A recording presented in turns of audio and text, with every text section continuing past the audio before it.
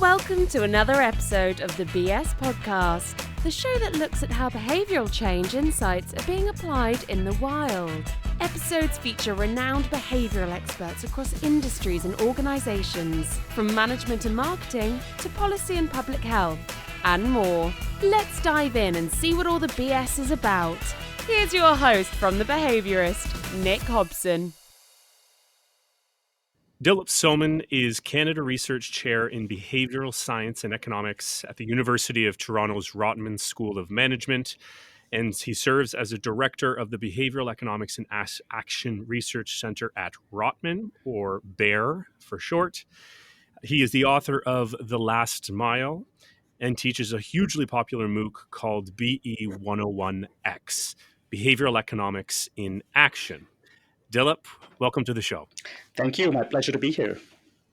So to kick it off, I did a little bit of digging around. And of course, I did my PhD in the psych department at University of Toronto.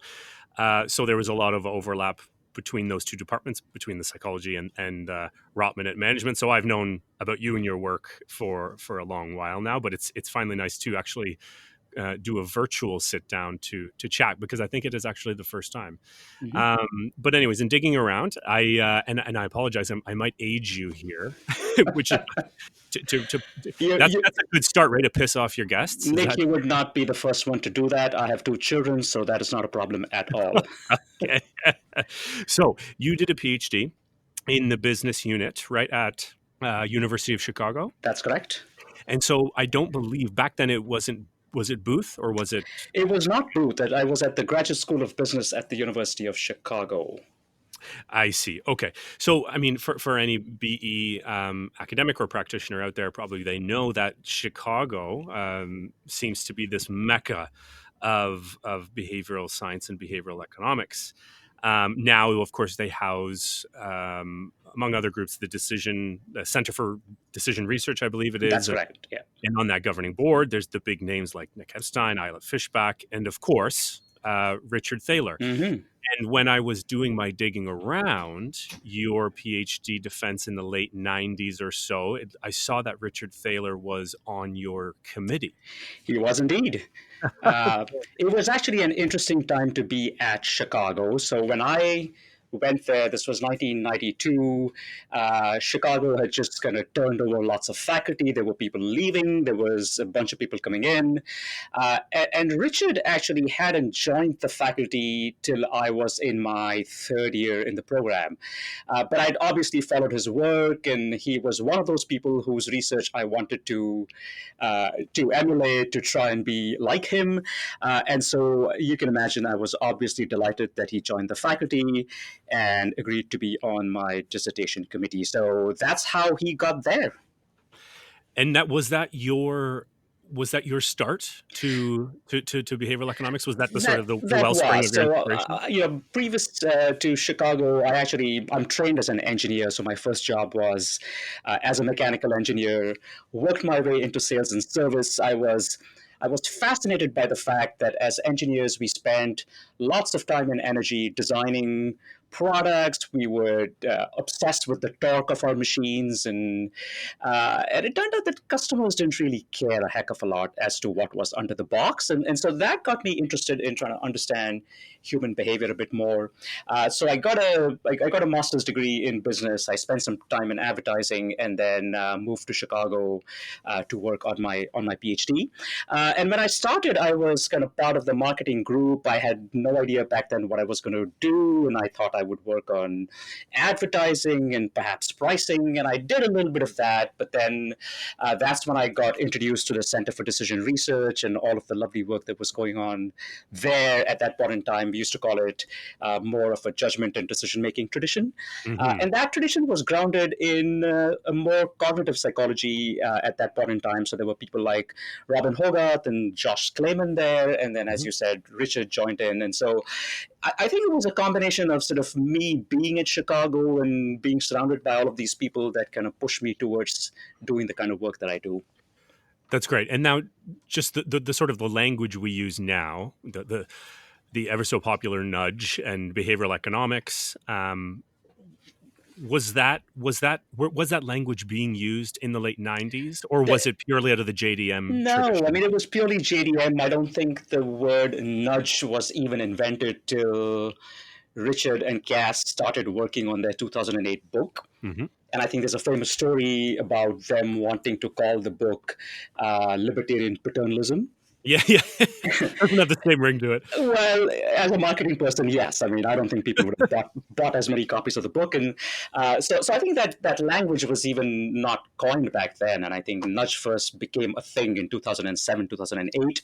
Behavioral economics was also not a thing. I mean, there was obviously people like Richard and others who were trying to make the point that economists should care about human factors when they go about developing models, but it was never really a serious thing. And I think people like Taylor have actually spent a lot of years and time and energy in the wilderness, so to speak, trying to convince the rest of the world that these things matter. So, you're right. It was deeply rooted in what is called the judgment and decision-making tradition. We were a bunch of people trying to understand how people make decisions. But really, this whole notion of how that applies to the economy, to marketplaces, that really hadn't been developed as much. And so I don't think we actually called it behavioral economics back then. Hmm. And it's curious, that we had these things in place. We had economists considering human factors. We had industrial organizational psychology. We had JDM, and yet it sort of took this book or a couple of the books and some other sort of je ne sais quoi factor out there, which allowed this proliferation and this launch to what we're seeing now with behavioral insights. Do you think it could have happened any other way to sort of think about it in different terms? It's a good question. I think one of the big challenges that we face in academia, and I keep having conversations with our partners and with our friends who are in industry and in government, and they complain about the silo culture. Our culture in academia is a heck of a lot more siloed, and I Yeah, think I agree. if you leave academia to the academics, I think we're in trouble. So I think the best kind of interdisciplinary ideas that have come from not just the behavioral sciences, but more generally from academia, have been catalyzed by real world problems. And I think you could look back at the 2008 book and Dan's book on Predictably Irrational and say, well, look, what would have happened if, in fact, Prime Minister Cameron back then hadn't decided to take those ideas and start a nudge unit in 2010, right? And maybe our field would have looked very different, and maybe it would have been a nice blip in sort of the way we recollect our field, the fact that some of our ideas became popular, but maybe we wouldn't have had nudge units all over the world, and we wouldn't be thinking about behavioral design and any of that stuff anymore. So I think a lot of it is, you look back at history, and it's always tempting to kind of say that was a turning point, and it was the book that did it, and it was a nudge unit that did it. But my guess is there were lots of little accidents that happened one step at a time, and that's where we are right now. Yeah, I agree, and I took a similar question and a point to Michael Sanders when I sat down and chatted with him, and he said the exact same thing, is that it was sort of the timing was right, and it wasn't necessarily one individual, it wasn't necessarily one book, although those certainly played a part, but it's sort of interesting just as a thought experiment to go back in time and think, how would it have been different? And honestly, if there wasn't nudge, maybe there would have been something else that would have sort of started it. I suspect so. I think you're actually touching on sort of a more philosophical question that I think a lot about, which is the whole notion that we don't fully appreciate the value of luck, or the role that luck and circumstance play in how our careers develop and how fields develop, and it's always something that I've thought a lot about in terms of just kind of looking at history, and even as a research topic. I think there's obviously in psychology we talk about attribution errors and those kinds of things, but more broadly speaking, a lot of what has happened, not just in our field but in our lives and our careers, is just a set of circumstances that tended to co-occur, and who knows what history might have been if those things hadn't happened. Yeah, absolutely. It's funny you say that, this luck factor. There's a great podcast called How I Built This, an NPR podcast, and Guy Raz is the interviewer, Hmm. and he ends each session with his guests with the question, how much, and these are sort of big name companies, big Right. entrepreneurs, big business owners, and he asks them, how much of your success and what you've built now is attributed to luck, Hmm. and how much is attributed to skill, and how much to hard work. And by and large, I'd say 95% of them sort of initially just laugh at the question and then say, "Oh God, it was absolute 95% dumb luck." And then, Interesting. I'm reasonably intelligent and a hard worker for the other Hmm. 5%. So it reminds me of that, and I Yep. think that's true, and yet terrifying at the same time, that we're It sort of is. whim to the random forces Mhm. of the universe. So we've seen now, just to pivot a little bit, we've Mhm. seen BI or BE, and I'll get to this point of what do we even call Sure. ourselves a little later. We've seen this proliferation in the market, in different industries and different organizations. But of course, as we know, in that 2010, just after the Book of Nudge, it started in policy and it started in government, and that's where it has its biggest traction. Some might argue, and then a couple years ago, something happened where we saw this transference into for profit and to on the more management consultancy side. Mhm. What do you make of that, and what do you attribute that change to? Yeah, it's a good question. I think the success in government, the success in creating relatively large scale changes in behavior, I think triggered off a whole lot of that. I also think the behavioral sciences are, or the way we think about designing interventions to create behavior change. The hallmark of our work is that with relatively small changes, we can get potentially small but significant shifts in behavior. And so when do we really value this kind of stuff? We value it when the market is tight and competition is intense, and there's no more room for creativity and innovation. So think about markets like China or India, where you can literally throw things at the marketplace and they will sell themselves. Hmm. Those are not parts of the world where the business world will value behavioral science, right? It's really when you look at well-established product categories, entrenched consumer preferences, well-established competitive structures, that people are saying, well, gee, maybe can I, with some little intervention, try and get at the margin an extra 5% to make a purchase or to open an account or whatever that Mhm. might be. And so um, and I think that's been true in governments as well. If you start thinking a little bit about when have governments really embraced the behavioral sciences, it's never really been a strong selling point for any government. It's not like immigration policy or tax policy, which is an election platform or which is the fundamental backbone of a government's way of doing business. But it's really when governments have struggled and when traditional tools have failed that they have then turned to behavioral science. And I think uh, the policy world was at that stage, I think, back in 2010 when Prime Minister Cameron launched the nudge unit. And then very quickly in Canada, we picked that up. But I think the business world has kind of waited and watched and seen the success. And I think they are now at a place where they see the value or the importance of these, call them small changes or small wrinkles, in terms of how customers react. So again, I think it's a combination of a few contextual factors. But you are right in that we've suddenly seen over the last couple of years a massive interest in consulting and in the financial services for our kind of work. Right. And I think just it is a general shift in our culture towards more evidence-based or evidence-driven thinking. So I pit what we do as behavioral science practitioners. Say we go into a client and we diagnose and do an audit and we see what might be the problem, and compare that to the typical management consulting model of your McKinsey, BCG, Bain firms. And I know they too are now quickly adopting the behavioral science and behavioral insights practices.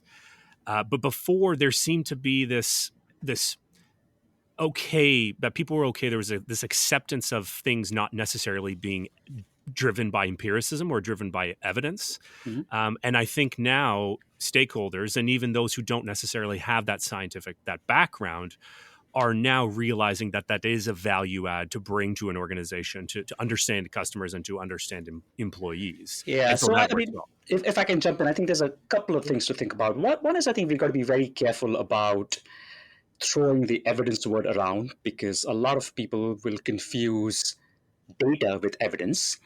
And as one of my colleagues, Amara Liederman, puts it, data is not evidence. I mean, data tells you the state of the world. Evidence tells you why we got to that state of the world.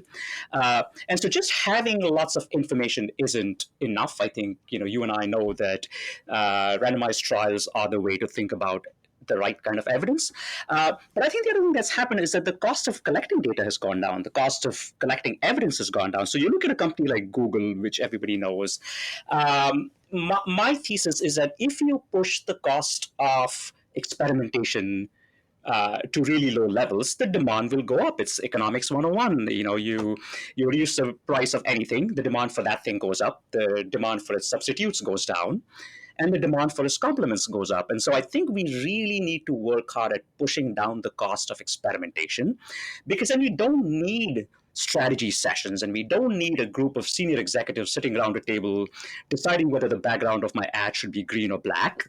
You just test it. And I think companies have become more sensitive to the fact that not only is evidence good and not only is it important to understand what their customers really prefer, but B, that those preferences change with time, and that nothing is static anymore, and that as the cost of collecting that evidence goes down, that they are able to now build on those banks of data and create fresh evidence as a function of changing context. So I think a lot of that realization is coming in largely because of the digital access to our customers and our ease in collecting that data. And so you'll see that the front runners in behavioral science have really been the kinds of companies that have lots of digital interfaces with their customers and lots of data. So, the banks and the financial institutions and the service companies, I mean, these are the ones that actually have lots of data traces on their existing systems. And I think that's kind of, that started this whole revolution towards wanting to be evidence-based. You're right. I think the whole the data analytics revolution of 2005 to Yeah. 2010 was really what precipitated the quote unquote behavioral revolution. And I do really like, and I actually, to be honest, I haven't heard it before, this distinction between data and evidence. Because and that's important because you can have companies sit on terabytes Yes. of data, Yep. which is essentially useless Mhm. unless you have somebody go in who understands how to structure and make sense of that data with, in this case, sort of theories that are informed by science, by Mhm. behavioral science in Yep. particular. Good. No, for sure. So I think that distinction is not only important, it's often conceptually a difficult one to make for a lot of people not trained to think from in experimental terms. And so this whole notion of treatment versus control, I think, is a simple story that we as behavioral scientists should continue to hammer because I think it's an elegant story. We can obviously make our experiments as complex as we want to, but I think at the heart is the idea that you always want a benchmark to compare your data with. Right. And you're right. It's so simple. It's so beautiful. It's so elegant. And I'm going to nerd out here for a second on that, just very premise, because that's just how I live my life is through this sort of lens of experimental hypothesis testing. Mm-hmm. And in my mind, it's just so intuitive. It makes so much sense to address any problem that you can probably imagine or think of. And yet I do find that people struggle to grasp the basic concept. So I've taught research methods to second, third, fourth year university students. These are very bright students, and there's just this if it's a resistance or a difficulty to understand that basic premise. And I know there's this importance to, I think, Dick Nisbett at Michigan, big name social psychologist. He is pushing for statistical and scientific literacy starting from age 4, like in kindergarten, Yep. because it's just such an important way to think about the world, not just business, but the world in general. Yeah, so I mean, I agree with Dick's sentiment. We could debate on whether grade 4 is the right time to start it, but you're absolutely right. I think we need to inculcate that sort of experimental mindset in people. This whole notion of, what if this didn't happen, and what if that happened, and so on and so forth. But I think we also need to think a little bit more about how we can help people better interpret data. So oftentimes, I'll be in a meeting with people where they would say, "Oh, we did A and B happened, therefore we must do more of A," uh, without really thinking about what else might cause B. So, just earlier today, we got into a discussion on Twitter with a bunch of people on this. There's a famous finding, which I have to confess I don't know the details of, but the finding says that the more screen time you give your kids, the less successful they are. And it turns out that the effect is true, but it's also very small. And you can get the same effect size by measuring other things. So it turns out that people that eat more potatoes, for example, do even worse than people that consume more screen time, right? And so interpreting the results of studies is a skill in itself, and I think that's something we don't pay as much attention to. And one of my research interests is trying to just understand a framework for how practitioners, lay people consume the research or the results of our studies, right? So I mean, we kind of put stuff out, and you can imagine a manager who's reading a timeline on their Twitter of your posts and my post and Dick's posts and so on and so forth, and then I say that I find that A causes B, and then you say that A doesn't cause B. If I'm a scientist, I'm probably looking for a hidden moderator. If I'm a practitioner, I'm saying there's no consensus.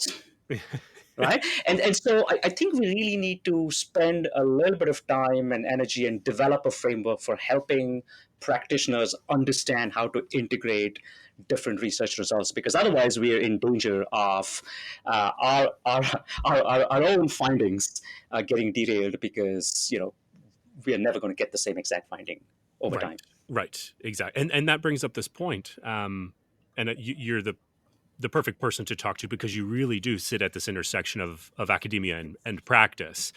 You and I both know very well that the field of psychology and social psychology in particular is not in the midst anymore, but was at some point a couple years ago in the midst of this replication crisis. Correct. And so what do we, have now, like for myself, coming out of that world of academia where everything was just an absolute mess. We didn't know what was real. We couldn't tell what was real from false.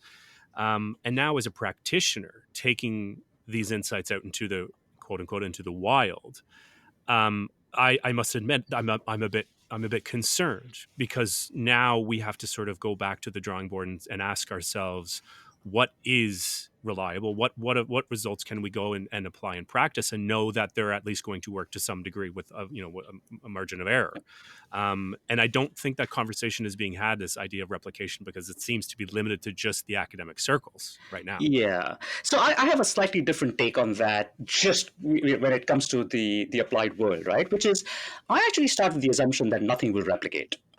And the reason I do that is that there is always, always, always something in the context in the real world that's going to be different from the studies done in the lab or done in a different context. Right? So pick up some really simple findings. For example, in the research on how do we help people manage credit card spending, it's a fairly robust finding in the labs that if you send people reminders about how much they have spent, then in fact that will moderate their spending. And the theory is simple, which is that people that continuously use mobile methods or credit cards essentially lose track of how much they've spent in the past, so they believe they have more disposable income than they actually do.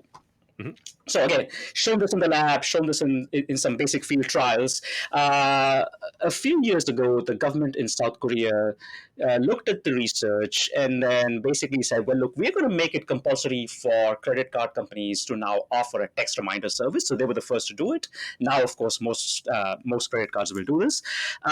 So every time you swipe your card or tap your card, you're going to get a text message that's going to go into either an app or whatever else. And the idea there is that not only is it a confirmation of your transaction, but you can then you have access to all of your previous spending, and you can then use that information to make spending decisions by making your past expenses salient. Now, it turns out that we've done a little bit of work trying to assess whether this policy actually worked, and we get a fairly significant backfiring effect, which is that overall people are spending more. And I think the reason they're spending more is, and for reason, I'm not going to get into all of the details. There's a small segment, about 12 to 15% of the population, where that feedback actually helps people spend less. But for the majority, 85%, they spend more. But there's a phenomena that's called digital dependence, the idea that once you know that your mobile phone is tracking stuff, you are not motivated to pay attention to it at all. Right? It's kind of like GPS, right? So, like, since you dated me early on, I remember the days when there was no GPS. And so when I had to go from point A to point B, I kind of knew if I was going north, south, east, or west. And people then had the motivation to kind of get a sense of which way they were going. And now that GPS tells me where to go, most people have no such motivation. They are completely lost in space. Right? And so that's happening with these reminders, right? So we actually spoke to people, and they would tell you things like, if I ever need to know how much I've spent, I can go look at my phone. But they're not internalizing that data. And so that's a context difference that completely changes the result. And so you can look at absolutely any one of our findings. You can look at things like loss aversion, right? It turns out we know that framing things as a potential loss has a bigger impact than framing them as a gain. And even that you can overturn. You can overturn that in a competitive context, right? So if I'm in a market where there are 5 sellers and 4 of them are using a loss frame, then it turns out I'm better off using a gain frame, because now suddenly this whole notion of novelty becomes important, right? And so a long and complex way of saying that I think every single effect that we have in the lab can actually be overturned by context. And so in my view, our contribution to business isn't so much in the finding. The insight doesn't come from the result.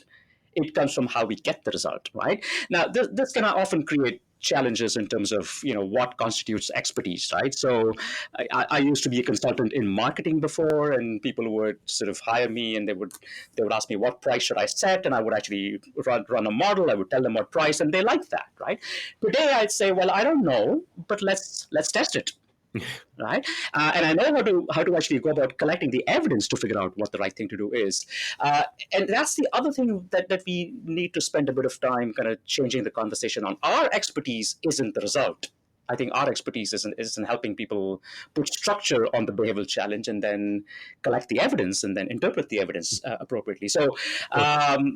To your earlier question, I mean, I do worry about the replication crisis in academia, to the extent that research is going to test a theory where we make an absolute claim about how people behave.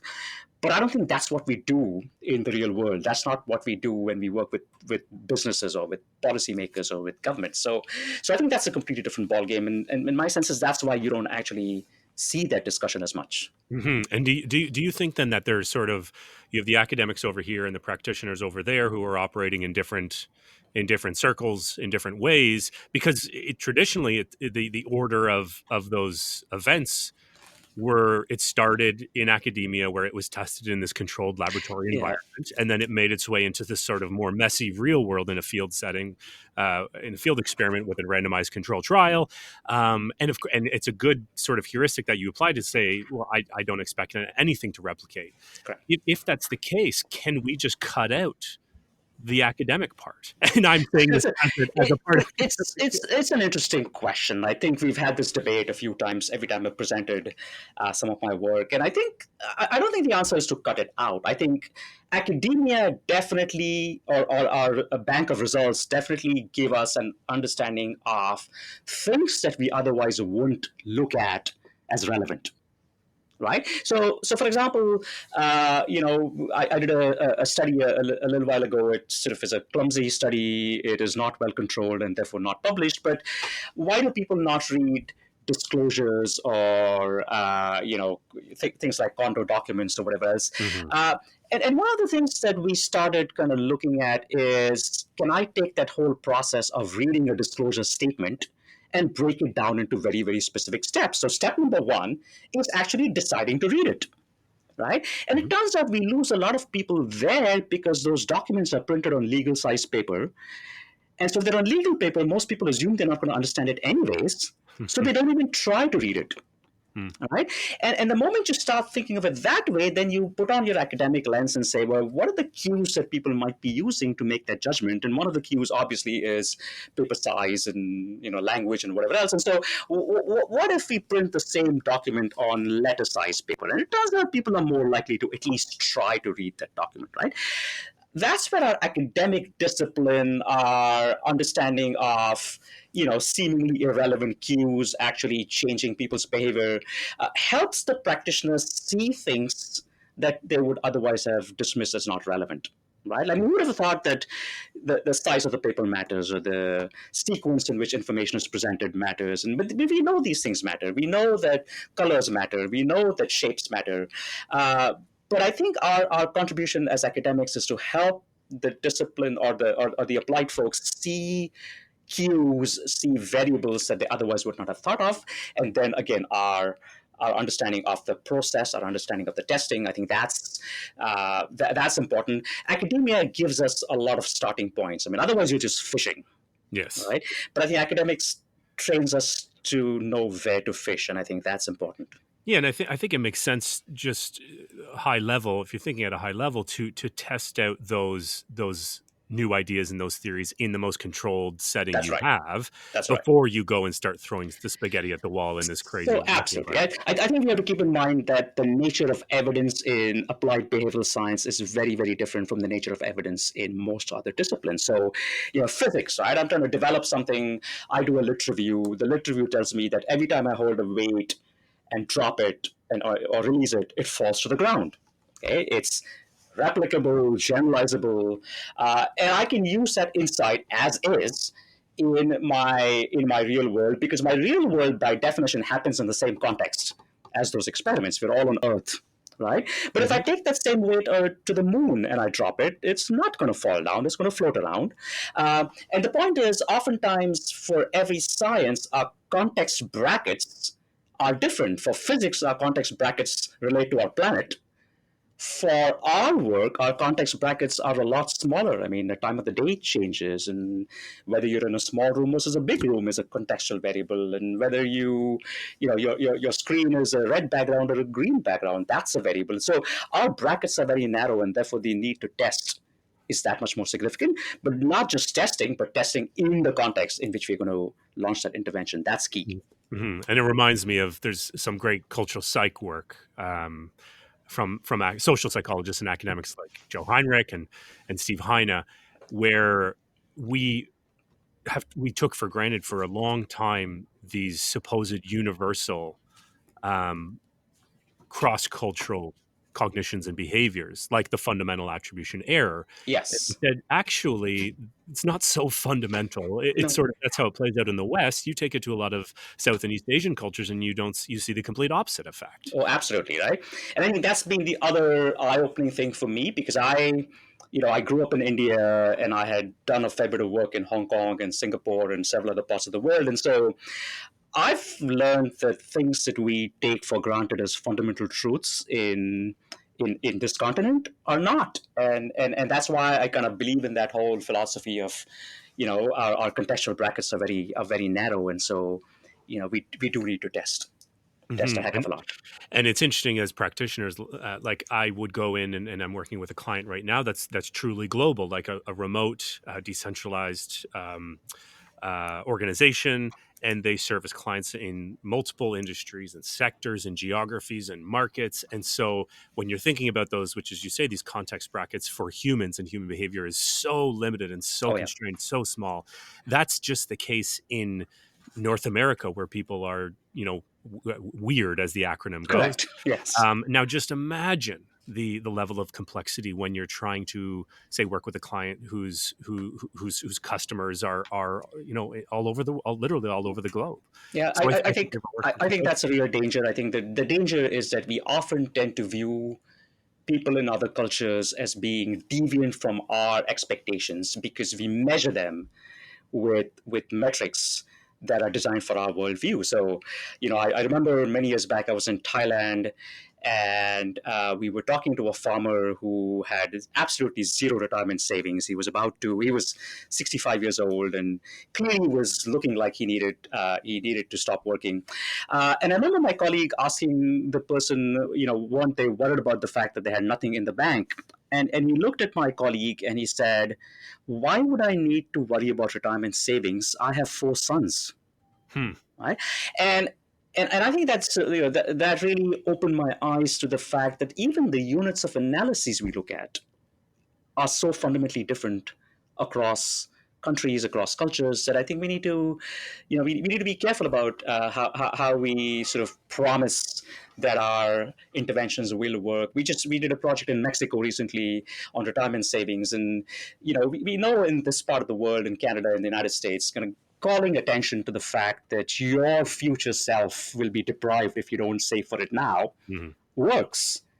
It turns out it doesn't work in Mexico, and it doesn't work in Mexico because in Mexico, saving for your own future self is a bit like taking away from your family's present, Hmm. right? And so I think the appeal had to be more along family lines, and so these are the kinds of things we need to think a little bit more about, and worry about the context of the environment. I mean, back to the old days, Gestalt psychology taught us that behavior was a function of organism and environment. Mhm. And I think somewhere along the way, we lost the importance of the environment. We just kind of focused on the organism. And to some extent, social psychology tries to correct for that. But even the kind of work that's coming out of social psych nowadays is really not the broader environment level. There's just a social environment. And I think we need to think a lot harder about bringing the environment back into our work.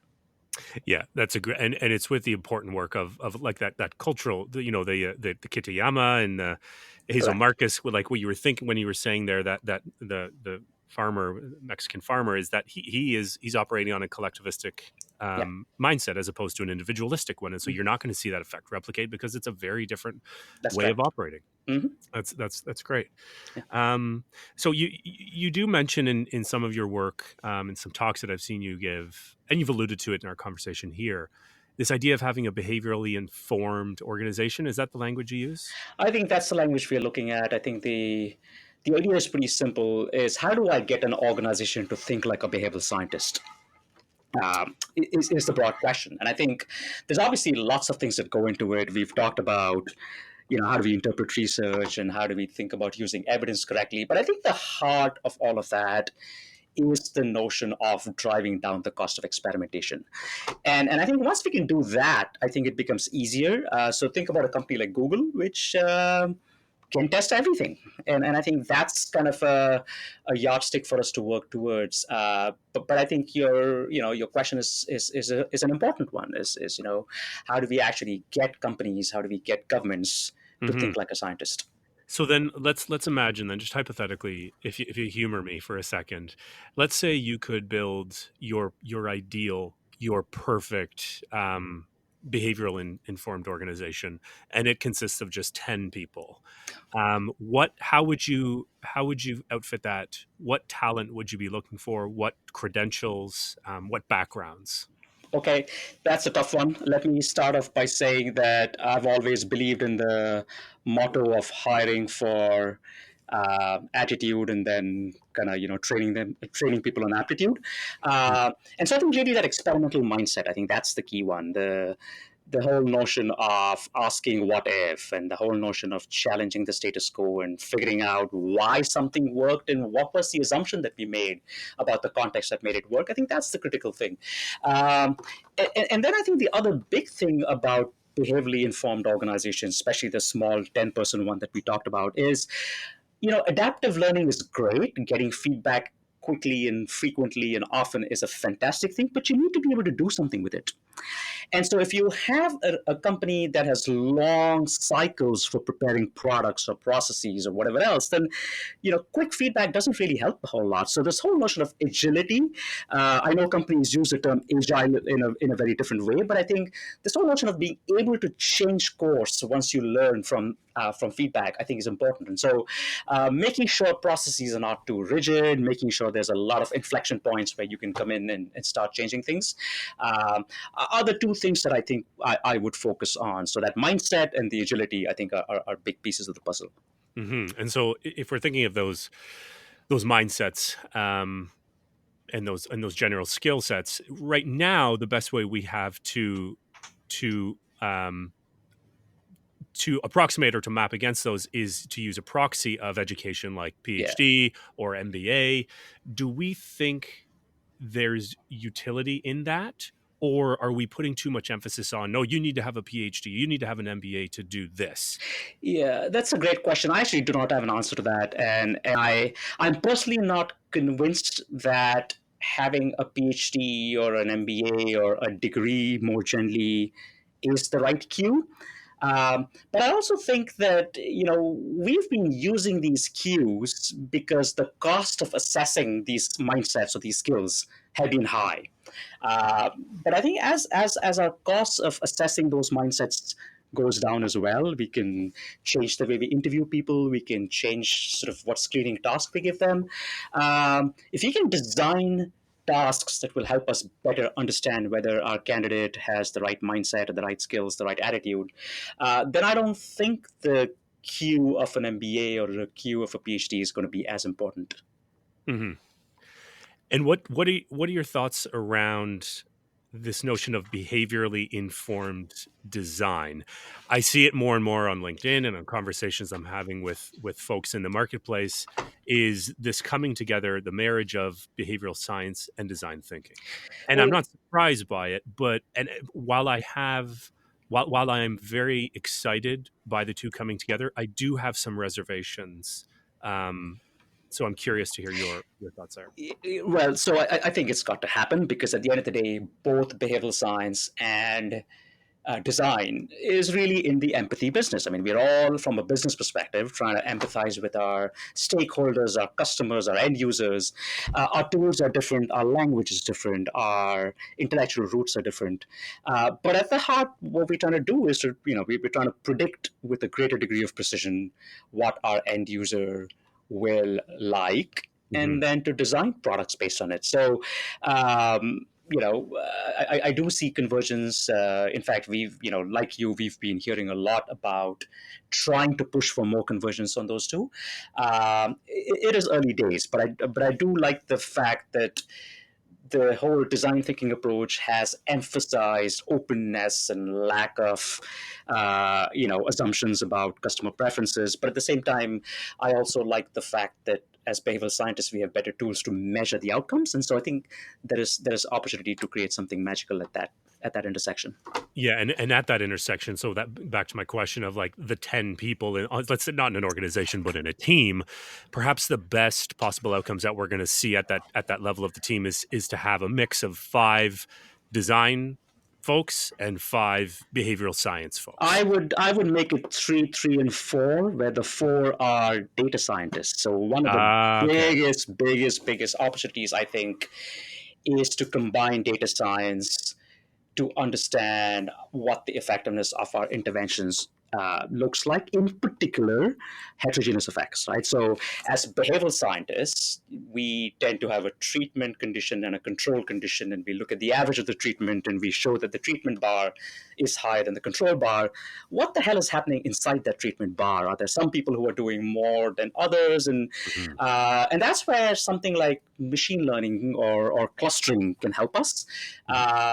So again, in the work I spoke about earlier, the project in Mexico, one of the things we do is we say, well, let's try this family treatment, but then look at everything we can observe about the end user and try and figure out where this intervention has the biggest impact and where it doesn't. And what's nice about some of these machine learning algorithms is they are recursive partitioning algorithms. And so they will look at a continuous variable like age and say, gee, what happens if I divide the age space into greater than 25, less than 25? Is there a big difference across those groups? And the data will tell you where the difference is. So rather than going by pre-assigned categories like the census does or whatever else, we can actually start using machine learning to figure out not just the heterogeneous effects of our interventions, but also where the intervention will have the biggest impact. And so I actually think those are the three big skill sets going forward. That's great. That's great. I like that. Now, what if it was up to you? Would you like to see in our big organizations? Would you like to see a behavioral science, a behavioral economist, a BI person at the executive level, at the table, to be in the C-suite, to put on the same playing field as finance and operations and marketing? Would you think that's one, is it feasible, and two, if not, should we aspire to that? I think we should aspire to that. I think we think about organizations at the end of the day, they're in the people business. And it therefore boggles my mind that we don't have an emphasis on better understanding people. And I think if you look at management in general over the last many years, in our drive to become efficient and increase ROI, we've actually taken the humans out of the equation. We've reduced everything to dashboards and to competencies. I mean, human resources, right? Like that division, it's not as human-centric as you would think.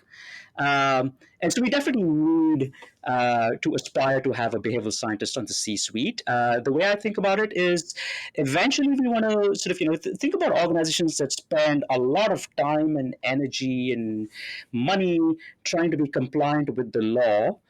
Eventually, we want to try and encourage organizations to be compliant with human behavior. Is every process compliant with the way that humans do things, right? This could be internal processes, external processes, your human resource processes, reimbursement, you name it, right? And so I think that's where we should strive to go towards. And so absolutely, we should aspire to have someone on the C-suite that's maybe the chief behavioral officer or whatever you want to call them. That's what I've seen. That was my next question: is what the heck do we call it? Are you hopeful? Are you optimistic of that? I'm optimistic. It's going to be a slow grind, but I think one of the challenges our field faces is that our strength is the fact that behavioral science is applicable everywhere. Our weakness is the fact that behavioral science is applicable everywhere. So it's no longer a finance thing or a marketing thing, right? And there is sort of this kind of interesting dilution effect where people say, if it's not finance and it works everywhere, then it's not my responsibility. And so that's our challenge to work our way into an organization. But I'm optimistic. Good. A couple more questions, if you don't mind. Sure. First, what I call the BBB. For all my guests, it's the Big Behavioral Brainstorm. Of all of the things that we humans are facing right now in society and business, what do you think is the thing the most that needs a behavioral informed solution? The environment. And I think one of the things I do want to sort of emphasize is that we've actually spent a fair bit of time and energy trying to work on end user solutions. So, we focus on getting people to use less coffee lids and straws. I think there's a heck of a lot more to be done in influencing the behavior of corporations. And it's something we've not done a good job of. But how can I get a company to put less plastic in their packaging, for example, or to be more responsible? And so I think that's where we need to start thinking about not just nudging, but other things we can do as a behavioral science. Can we write policy that's more behaviorally informed? Can we think about measures that are more behaviorally informed? Can we think about incentives that are more behaviorally informed? But I would definitely say the environment is a big, big, big challenge for behavioral science to face. Great. And lastly, what do we call ourselves when we go out to the market, when we go out in the wild, when we crawl out of our laboratories? What sort of names should we be giving ourselves? I mean, I think calling ourselves behavioral scientists proudly is a great thing to do. Our center is called Behavioral Economics simply because BEAR rolls off the tongue much more nicely than BSAR. Uh, but that's what we are. We are behavioral scientists.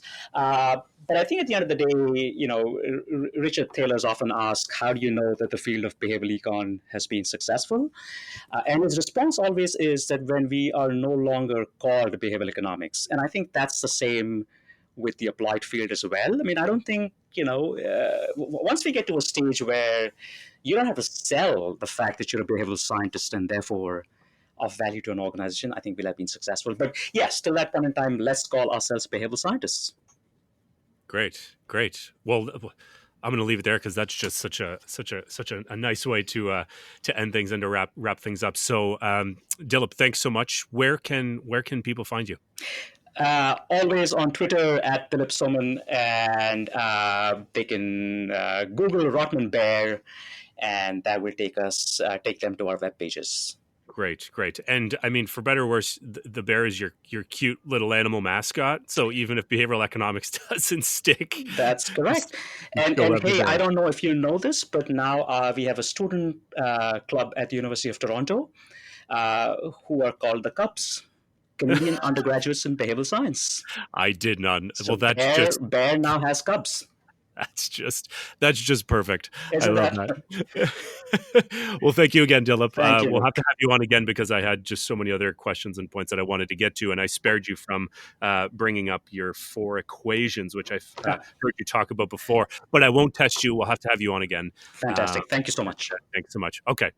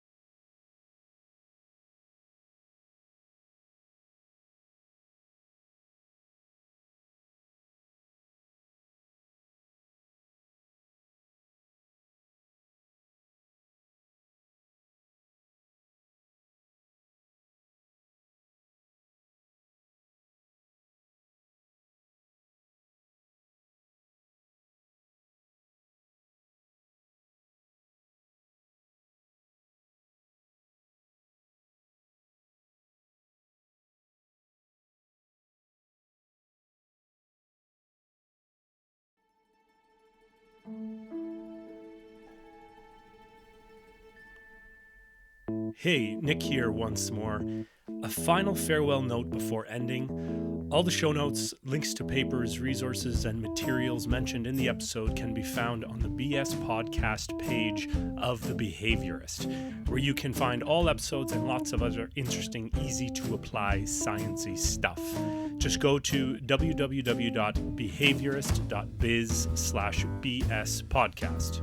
And lastly, if you'd like to join me in the mission of spreading the good BS word, remember to rate and review the show on iTunes. Why should you? Because 1, you're a part of a digital-wide social proof exercise. 2, you're helping combat the negativity bias in the form of positive reviews.